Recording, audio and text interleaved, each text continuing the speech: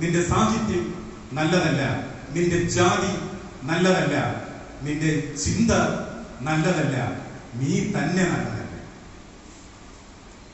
നമ്മളെ നോക്കൂ, നമ്മുടെ പേര് നല്ലതാണ്,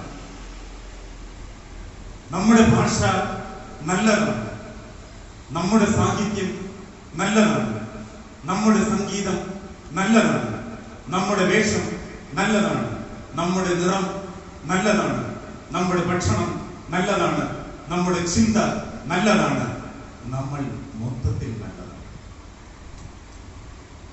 ഇങ്ങനെ ഒരു നരേഷൻ നിർമ്മിച്ചിട്ട് ഒരു മഹാഭൂരിപക്ഷത്തിന്റെ തലക്കടിച്ചു വെച്ച ഒരു നാട്, ആ നാട്ടിൽ ഇതെല്ലാം മാഞ്ഞുപോയി എന്ന് കരുതിയെങ്കിൽ നമ്മൾ പേടിക്കുന്നു. ഒന്നും മാഞ്ഞുപോയില്ല. ഒരു കലാകാരൻ ഒരു പേര് സ്വീകരിച്ചു, വേടൻ. എന്ത് കോലാഹലമാണ് ഇവിടെ ഉണ്ടായിക്കൊണ്ടിരിക്കുന്നത്.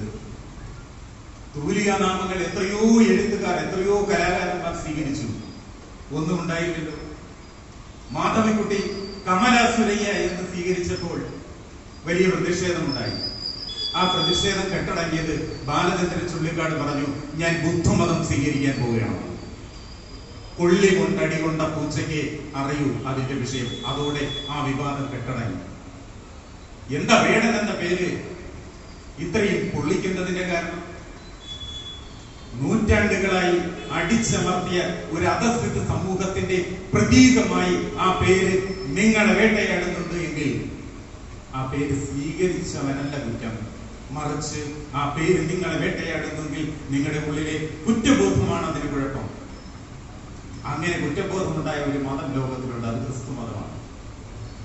ആ ക്രിസ്തു മതം ലോകത്തോട് വിളിച്ചു പറഞ്ഞു പലതവണ, മാപ്പ് മാപ്പ് മാപ്പ്.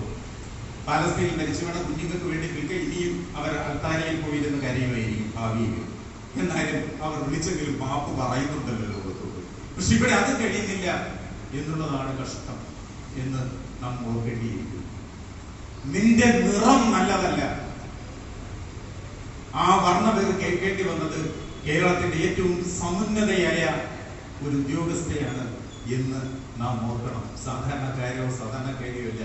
അവരോട് ഒരിക്കൽ ചാനലുകാർ ചോദിച്ചു, നിങ്ങൾ എന്താണ് നല്ല വസ്ത്രവും നല്ല ആഭരണവും ധരിക്കാത്തതെന്ന് ചോദിച്ചു. പറഞ്ഞു, ഞാൻ നിൽക്കുന്ന മേഖലയിലെ സ്ത്രീകൾ അവർ എങ്ങനെയാണ് കഴിയുന്നതെന്ന് എനിക്കറിയാം. അവരുടെ മുമ്പിൽ എനിക്ക് വലിയ വസ്ത്രമോ അതുപോലെ വിലപിടിപ്പുള്ള ആഭരണമോ ധരിച്ചു പോകാൻ കഴിയുന്നില്ല എന്ന് പറഞ്ഞ ഒരു ഉദ്യോഗസ്ഥയുടെ മുഖത്ത് നോക്കിയാണ് പറഞ്ഞ, നിങ്ങളുടെ നിറം നല്ലതല്ല.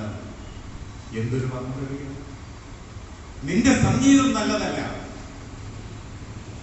പറയുന്നത് ഷഡ്കാല ഗോവിന്ദമാരാരുടെ സംഗീതം ആസ്വദിച്ച് അതിന്റെ നേതൃത്വത്തിൽ നിന്നും ഇപ്പോഴും പുറത്തു കിടക്കാൻ കഴിയാത്തവരാണ്. എന്താ നമ്മുടെ സംഗീതം? ഇവർ പറയുന്ന വിഷാദത്തിന്റെ സംഗീതമാണോ?